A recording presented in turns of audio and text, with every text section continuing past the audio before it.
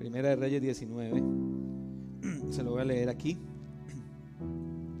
Acab dio a Jezabel la nueva de todo lo que Elías había hecho y de cómo había matado a espada a todos los profetas. Entonces envió Jezabel a Elías un mensajero diciendo: así me hagan los dioses y aún me añadan, si mañana a estas horas yo no he puesto tu persona como la de uno de ellos. Viendo pues el peligro, se levantó y se fue para salvar su vida, y vino a Beerseba, que está en Judá, y dejó allí a su criado. Él se fue por el desierto un día de camino, y vino y se sentó debajo de un enebro, y deseando morirse dijo: basta ya, encima de esas casas. hijo, desconéctame los computadores, chao.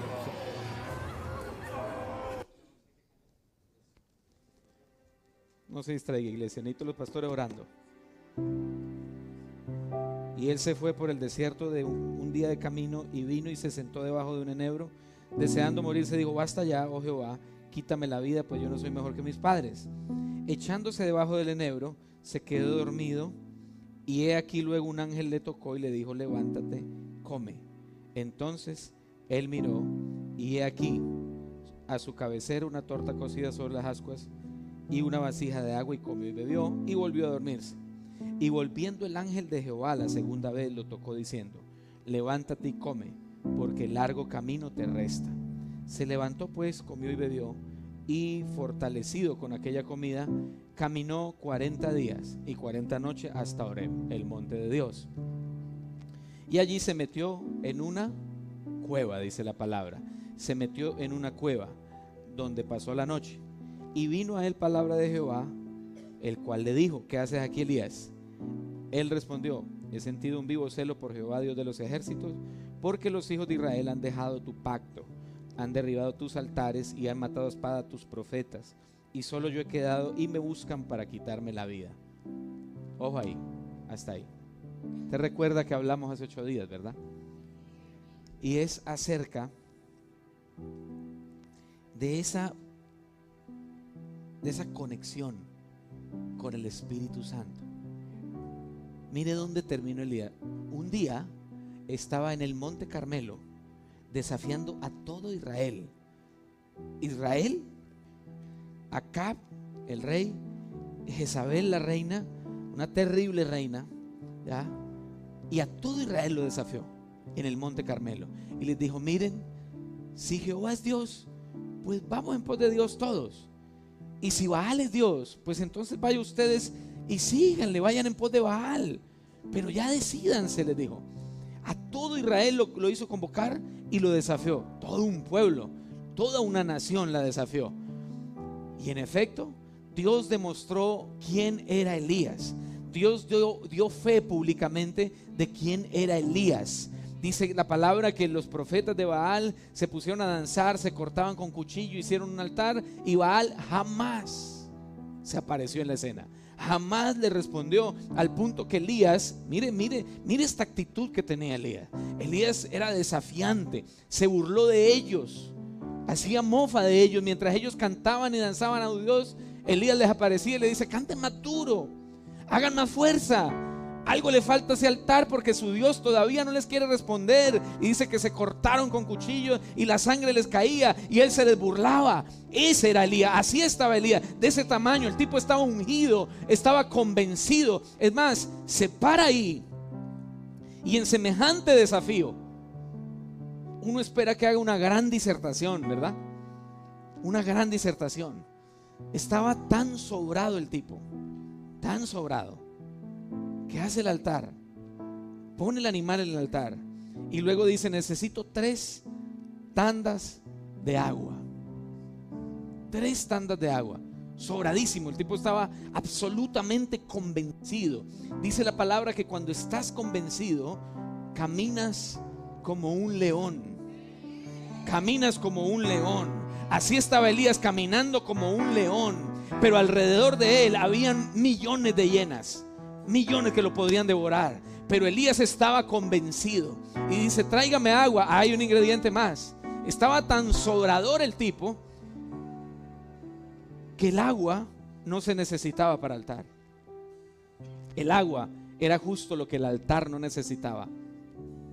Porque él dijo esto, dijo: el Dios que responda, no sé si está aquí, el Dios que responda por fuego, ese sea Dios en Israel. Agua no necesitaba. Como quien dice, el tipo está tan convencido que aquí tengo el altar, pero ¿sabe algo? Yo dije que el que responda por fuego, ese sea Dios en Israel. Vamos a hacer algo: tráiganme agua y mójenme 3 tandas el altar. Dice, el agua escurría, había una zanja alrededor y la zanja quedó llenita de agua. Pero hay un ingrediente más. No solo el agua no se necesitaba, te voy a decir que el agua escaseaba en Israel por 3 años y medio. El tipo estaba tan sobrado que la gente quizás estaba diciendo: oye, ese desgraciado está desperdiciando el agua que necesitamos. Así de sobrado estaba, así de confiado caminaba, como un león. Tráigame agua. Ay, pero la vas a desperdiciar. No sé si le recuerda aquel que vino delante de Jesús y le puso el perfume que había en un frasco de alabastro, y la gente empezó a decir: ¿y por qué no reparte? ¿Y por qué no coge ese perfume, lo vende y alimenta a pobres? Así estaba Elías también, sobrado, estaba lleno, estaba convencido. Se mojó el altar, pero dice, solo hizo una pequeña oración. Dijo: sea manifiesto, Dios de Abraham, de Isaac, de Jacob, sea manifiesto que Elías es profeta suyo y que usted me ha mandado a hacerlo. Cuando dijo eso, fuego descendió del cielo, consumió el holocausto, consumió la leña, consumió las piedras y lamió el agua. Dice, para hacer eso hay que estar absolutamente convencido. Pero espérate. Dice que el pueblo se volcó a Dios. ¿Cuál era el objeto de ese desafío? Hacer que Israel volviera su rostro a Dios. Y dice que el pueblo se volcó a Dios, al punto que los profetas de Baal y de Acera salieron corriendo, pero el pueblo les salió al encuentro y los contuvieron, y se lo llevaron a Elías a la orilla del arroyo, y ahí Elías los degolló uno por uno. 850 profetas en total, 400 de Baal, 450 de Acera. Los degolló a todos uno por uno. Y ahí es cuando Jezabel se entera y dice: lo mismo que hiciste con mis profetas es lo mismo que yo voy a hacer contigo. Aún me hagan los dioses y me añadan, si mañana mismo yo no hago lo mismo contigo, Elías. Y Elías fue y se metió a una cueva. Así hay mucho cristiano. Quizás tú viniste esta mañana, pero estás metido en una cueva. Quizás tú viniste esta mañana, pero estás sumergido en una cueva. Y allá la cueva, te voy a decir, allá te va a buscar Dios. Allá te está buscando Dios. Hoy, iglesia, perdiste tu asignatura en algún momento, pero no, el problema no fue que perdiste tu asignatura. El problema es que perdiste esa conexión íntima con Dios. El problema de Elías no era con Jezabel. Te voy a decir, iglesia, el problema tuyo no es con el diablo. Te voy a decir, iglesia, el problema tuyo no es con Jezabel. El problema tuyo no es con Leviatán. El problema tuyo no es con la enfermedad. El problema tuyo no es con el dinero o con la ausencia del mismo. El problema tuyo es con Dios. ¿Cómo así, pastor? Sí, el problema tuyo y mío. A veces creemos que tenemos un enemigo. Y sí, en esencia sí. Pero te voy a decir, el enemigo está vencido, hijo. Solo aquí lo creyeron, aquí no. Tu enemigo está vencido. Tú peleas contra un enemigo que está vencido.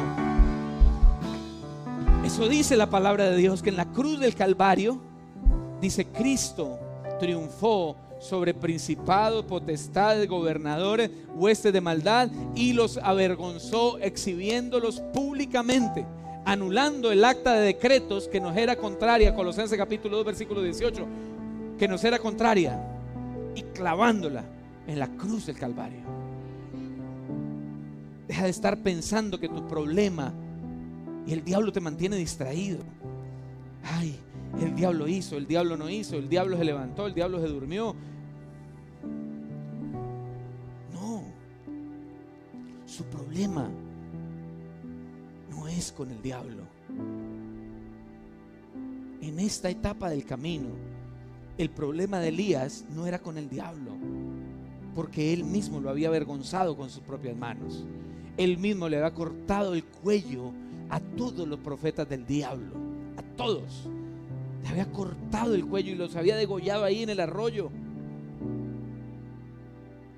Entonces, ahora sale y se esconde en una cueva. Pero ¿cómo? Si vamos a decir, el pie de fuerza de Jezabel, él lo había desaparecido en menos de un día. No solo había desaparecido el pie de fuerza de Jezabel, sino que además de eso había resuelto el problema de Israel. ¿Cuál era el problema de Israel? No había agua. Oye, había desaparecido el pie de fuerza de Jezabel totalmente, y luego había abierto los cielos. ¿Qué problema tenía Elías? ¿Tenía algún problema acaso? No tiene ningún problema, los había desaparecido todos en un día, pero ahora estaba escondido en una cueva. Y ahí usted sabe lo que pasó. ¿Cuál era el problema de Elías? Que en medio de los ires y venires había perdido la conexión con el Espíritu Santo. En medio de los quehaceres, en medio de las distracciones, había perdido lo que verdaderamente era importante. Y por eso yo lo llevé hace 8 días a leer detenidamente. Dios tuvo que tener la misma conversación con Elías 2 veces. ¿Por qué 2 veces si Dios no habla nunca 2 veces? A menos que obedezcas la primera. Pastor, yo quiero una palabra. Uy, ¿aquí o no? Yo voy este domingo por una palabra, aleluya. Voy al altar y voy a pactar por una palabra. Puedes pactar, puedes hacer lo que puedes, pararte de cabeza si quieres. Pero si a la primera palabra no la obedeciste, Dios nunca te va a dar una segunda.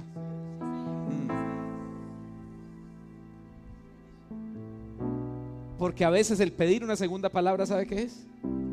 Es que Dios me cambie la primera, porque la primera estuvo muy dura. Hoy viene un profeta, voy a ver qué trae para mí. Hijo, Dios no está loco.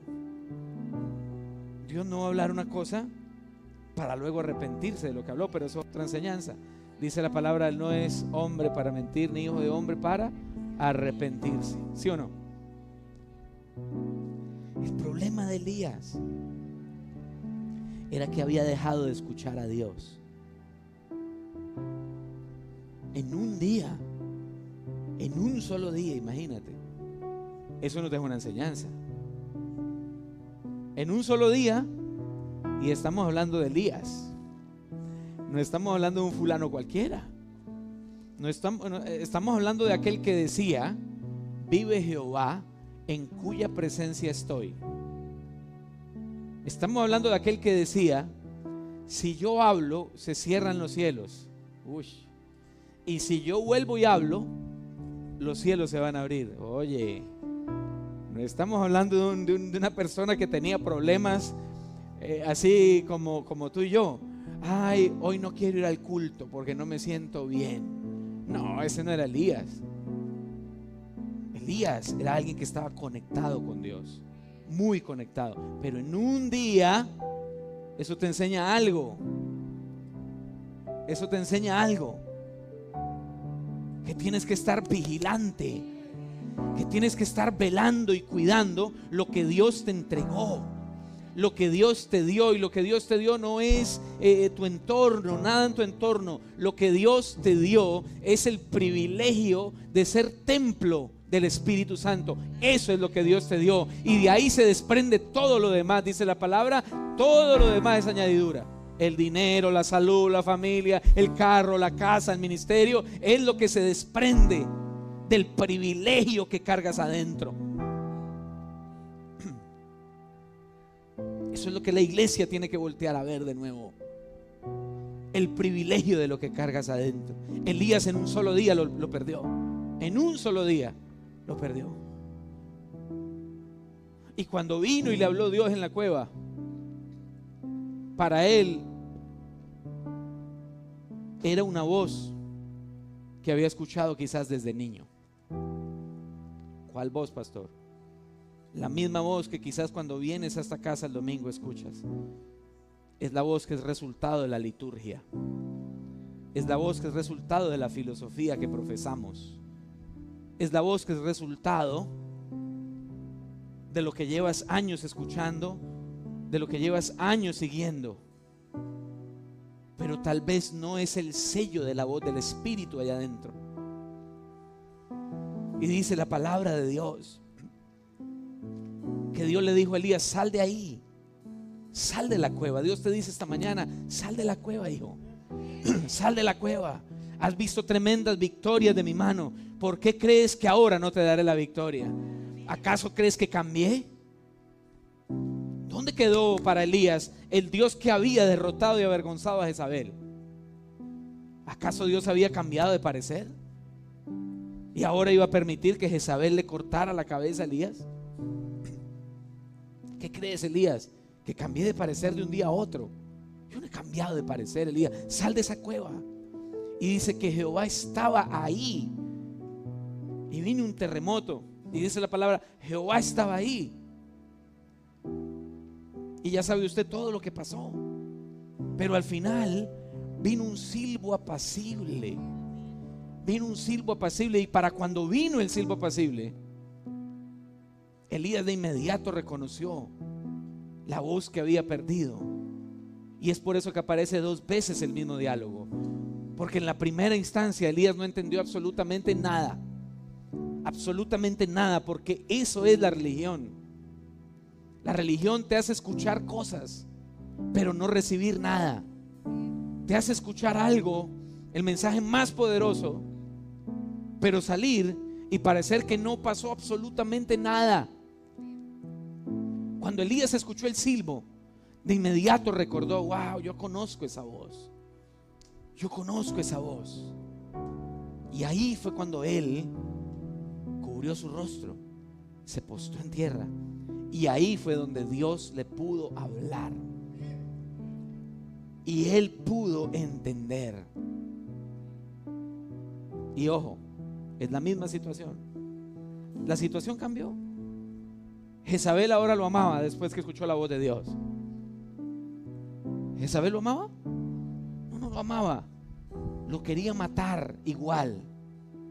Pero esa es la diferencia de una iglesia que escucha la voz de la filosofía simplemente, o escucha la voz de su Dios. Tenía el mismo gigante enfrente, la misma bruja hechicera enfrente, la misma que te había dicho: le voy a cortar la cabeza a Elías por haber hecho lo que hiciste. Era la misma circunstancia. La circunstancia no cambió, el enemigo no cambió. El que cambió a partir de la voz del Espíritu, el que cambió fue algo aquí adentro, algo. El mismo Elías del Monte Carmelo había regresado, y entonces le mandó a decir: eso no va a ocurrir. Yo veré tu muerte primero. Tú te irás primero que yo de esta tierra. Yo quiero decirte esta mañana, a causa de la voz de Dios, le vas a decir a tu gigante: yo te voy a cortar la cabeza. A la pobreza le voy a cortar la cabeza. A la enfermedad te voy a cortar la cabeza. Yo sí voy a avanzar. La circunstancia no cambió, el enemigo no cambió. El que cambió fue Elías. Alguien tiene que tomar esta palabra. Alguien tiene que tomar eso y salir de aquí a decirle a Jezabel: oye, bruja mentirosa, yo soy el que te va a cortar la cabeza. Hey. Nada cambió. Seguía siendo el mismo escenario, seguía siendo los mismos actores, seguía siendo la misma circunstancia. Pero el que estaba en la cueva salió. Elías, largo camino te resta, y no solo es largo, es la mejor época de tu vida, Elías, porque la mejor época de tu vida es cuando dejas legado. Uy, pero eso es otra enseñanza. Ahí es donde me vas a levantar un Eliseo. Iglesia, Dios te dice esta mañana: los mejores días están por delante.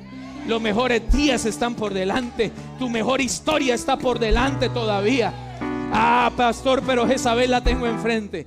Pastor, pero a Goliat lo tengo enfrente. ¿Sabes cuál es la diferencia de un hijo? ¿Sabes cuál es la diferencia de un hijo y un bastardo? Que el bastardo, como no conoce la voz del padre, cuando escucha la voz de Jezabel se esconde. Uy. Pero el hijo, cuando escucha la voz de Jezabel y la voz de Goliat, con mayor razón sale a la línea de batalla.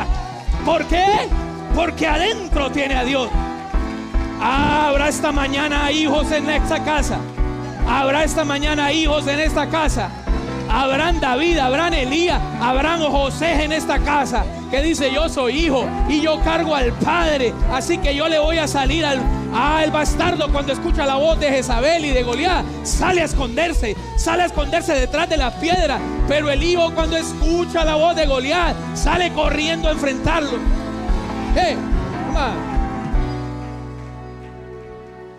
La diferencia entre un hijo y un bastardo es la forma en cómo procesa lo que escucha.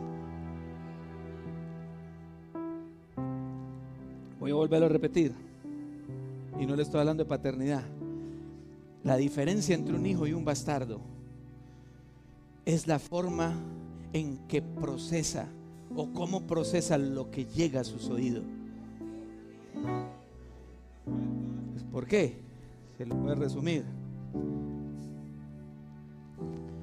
Porque Dios nunca habla de segundo.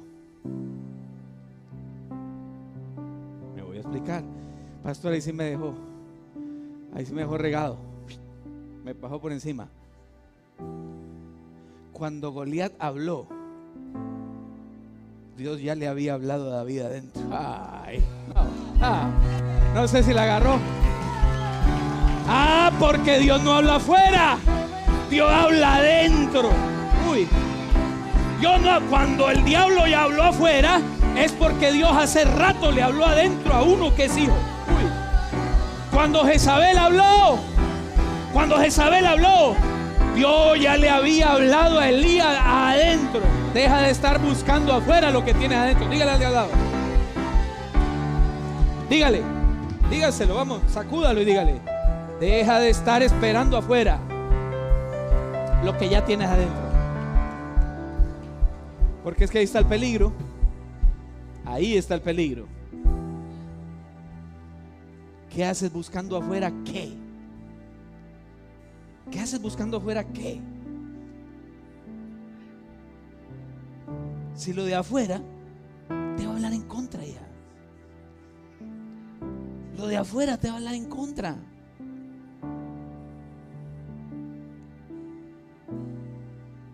Usted se levanta esa mañana, se arregla y dice: este va a ser mi mejor día.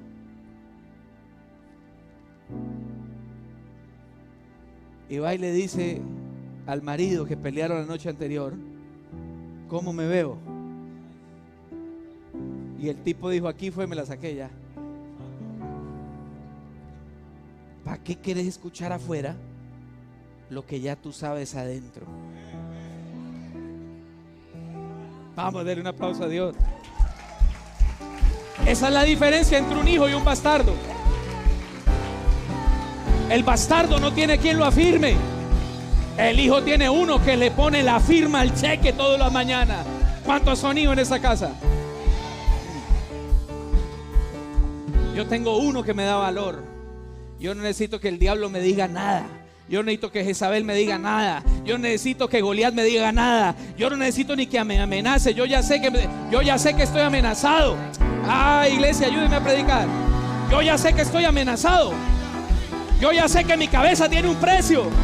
¿Para qué voy a esperar que Jezabel me diga nada? ¿Para qué voy a esperar que Goliat me amenace? Si yo ya sé que soy una amenaza para él, por tanto él me tiene amenazado. Lo único que necesito es escuchar lo que mi papá dice de mí. ¿Y qué dice de mí? Yo estoy contigo y nadie te podrá hacer frente. Todos los días de tu vida yo estaré contigo. Amén.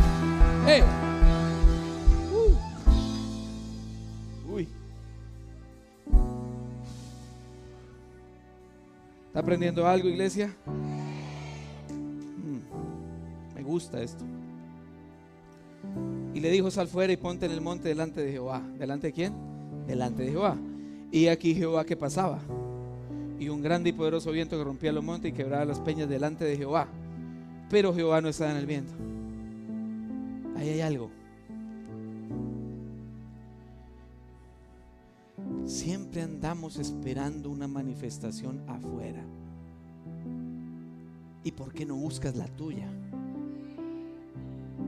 Ay, yo quiero la unción de tal.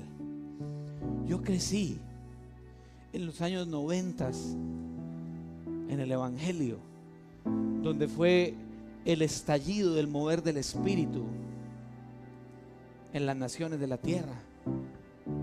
Ahí fue el estallido del mover del Espíritu, donde vamos a decir el mover del Espíritu dejó de ser satanizado, tan satanizado como era hasta las décadas anteriores.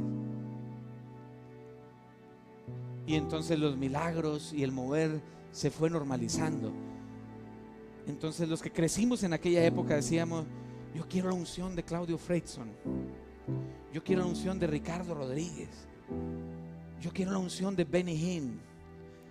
Y si era apasionado así por la historia como este servidor, yo quiero la unción de Catherine Kuhlman, de Evan Roberts, de Charles Fox Parham, de William Seymour, de tantos que han pasado. Así estaba. Ay, y Jehová se movía de tal manera: ay, yo quiero ese mover. Y un predicador contaba una anécdota con el Espíritu de Dios y decía: ay, yo quiero lo mismo. Pero también tiene otra cara de la moneda. Habían varios moveres resumidos en ese pasaje. ¿Y sabe qué dice la Biblia? Que en todos esos moveres Jehová estaba. Ten cuidado de juzgar aquellos moveres que no se parecen al tuyo, porque en ellos también está Dios. Ay, papá, ten cuidado de estar juzgando otros moveres, porque en ellos también estaba. Ahí dice que Jehová estaba en el terremoto, que Jehová estaba en el viento que quebraba las piedras. No dice que no estaba, estaba. Mucho cuidado, iglesia, mucho cuidado en estar levantando tu mano en contra de otro manto, en contra de otro mover, en contra de un hombre de Dios. Nunca hagas eso. Te maldices a ti mismo y maldices tus generaciones. Dice: y Jehová estaba, pero no era su mover. Como quien dice: Elías, déjalo pasar, ese no es el tuyo. Déjalo pasar, ese tampoco es el tuyo. Cuando el siervo dijo: uy, este es el mío, aquí me monto yo. Aquí me monto yo. Este es el mío. Y vuelvo a lo mismo. ¿Qué haces buscando afuera lo que tienes adentro? Termino. Segunda de Reyes, capítulo 9. Ya voy ahí. Segunda de Reyes, capítulo 6.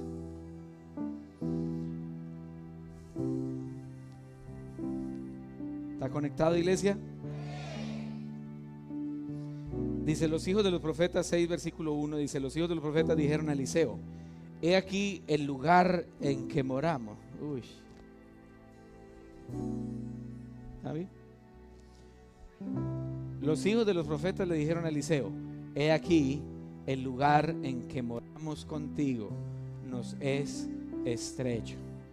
Yo te digo, iglesia, esta palabra: 2025 viene un rompimiento apostólico. Escúchame, apostólico para esta casa. Yo lo sé. He aquí el lugar en que moramos contigo nos es estrecho. Alguien tiene que tomar esta palabra. Dios te está diciendo: donde estás estrecho. Que te diga que estás estrecho quiere decir que Dios está próximo a romper tus límites, que Dios está próximo a romper las paredes, que Dios está próximo a romper la frontera. Alguien tome esa palabra esta mañana. El lugar, Eliseo, el lugar donde moramos contigo nos es estrecho. Yo te digo, adoración y avivamiento, este lugar se queda pequeño. Este lugar se queda pequeño. Yo te digo, hijo de esta casa, el lugar donde mora es estrecho. Dios te dice: te preparas a un ensanchamiento.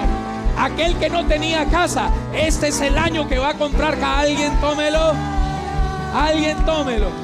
El lugar que estás en renta, oye, vas a comprarlo.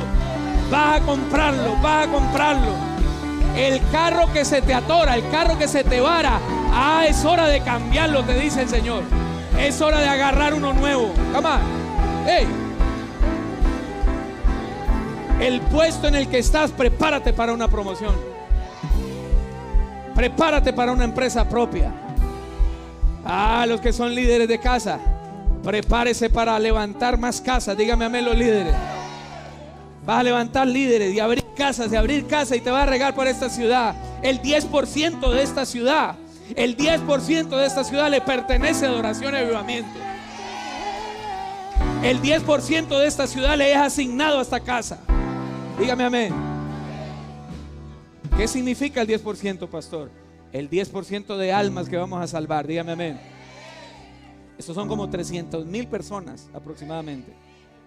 Pero también quiere decir el 10% de la influencia, el 10% de la posición, el 10% del territorio también quiere decir, el 10% de los recursos económicos, financieros, el 10% de las oportunidades. Eso les ha asignado a esta casa. Come on. Lo que viene por las barbas, lo que viene por las barbas, lo que desciende por las barbas, yo lo agarro porque yo soy hijo. Come on. El lugar donde moramos es estrecho. Voy a tener que dejarlo ahí ya. Siga. 2. Vamos ahora al Jordán y tomemos de allí cada uno una viga y hagamos allí lugar en que habitemos. Entonces Eliseo dijo, y él dijo, andad. 3. Y dijo uno, te rogamos que vengas con tus siervos. Y él respondió, yo iré. 4. Se fue pues con ellos y cuando llegaron al Jordán cortaron la madera. Siga. Y aconteció que mientras uno derribaba un árbol, se le cayó el hacha en el agua y gritó diciendo, Señor mío. ¿Era qué? Era prestada. Dice la palabra en Eclesiastés capítulo 10 versículo 10. Dice, si el filo, mire, se lo voy a leer, 10:10 ahí en la pantalla de Eclesiastés.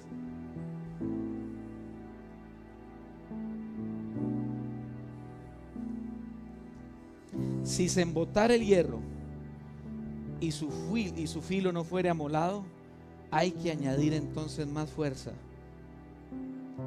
Pero la sabiduría es provechosa para dirigir.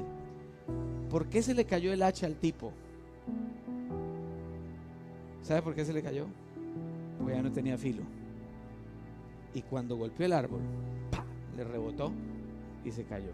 ¿Alguien ha intentado cortar con un machete un árbol, una rama? Cuando no tiene filo, ¿qué pasa con el machete? Rebota. Dos cosas. El hacha no tenía filo, pero además de eso era prestada. ¿Sabe? Que cuando caes en la posición de Elías,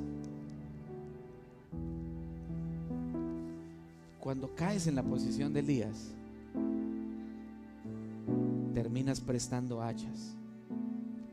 Y así anda la iglesia. ¿Sabe por qué las iglesias tienen que andar trayendo un predicador cada 8 días? ¿Conoce iglesias así? Que tienen que andar haciendo agenda todos los meses. Hay un predicador, no hay un predicador. Aquí son contados los predicadores que en 10 años han estado parados en este altar.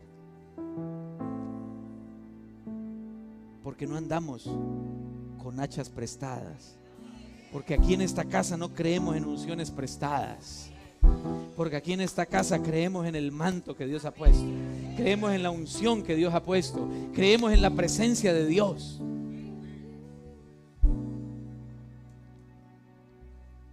Y por eso es que anda diciendo la iglesia, yo quiero lo de aquel, yo quiero lo de aquel, yo quiero lo de aquel, yo quiero lo de allá, yo quiero lo de más allá, yo quiero lo de acullá.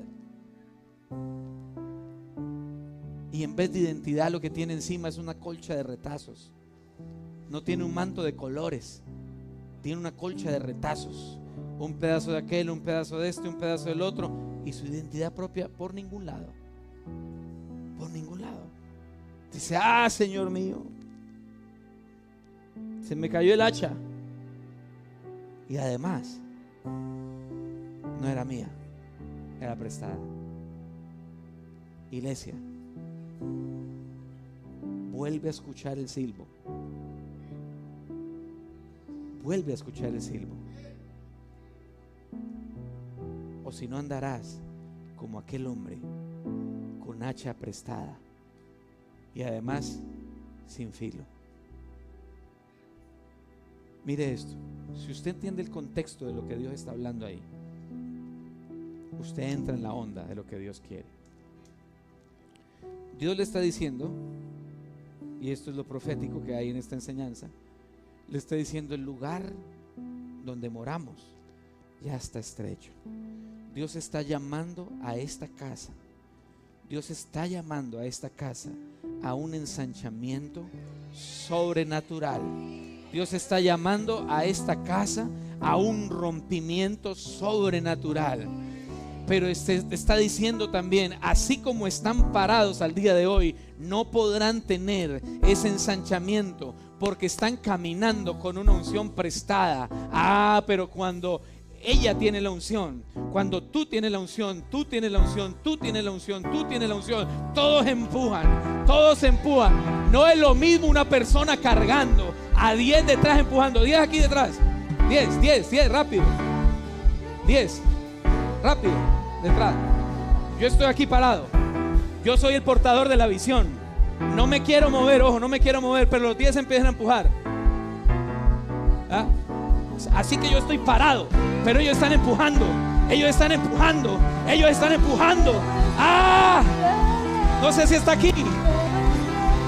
Cuando 10 cargan la unción, 20 cargan la unción, 400 cargan la unción, te voy a decir, la casa va a romper, la casa va a romper, la ciudad va a ser conquistada, la ciudad va a ser tomada, las almas vendrán al altar.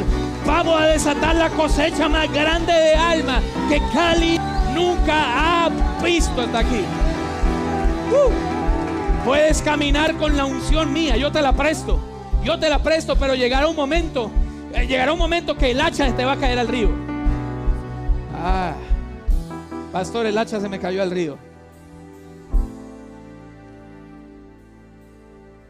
Dios está diciendo esta mañana, el rompimiento de esta casa, tu misma cosecha personal que te he estado profetizando desde octubre, tu misma cosecha personal depende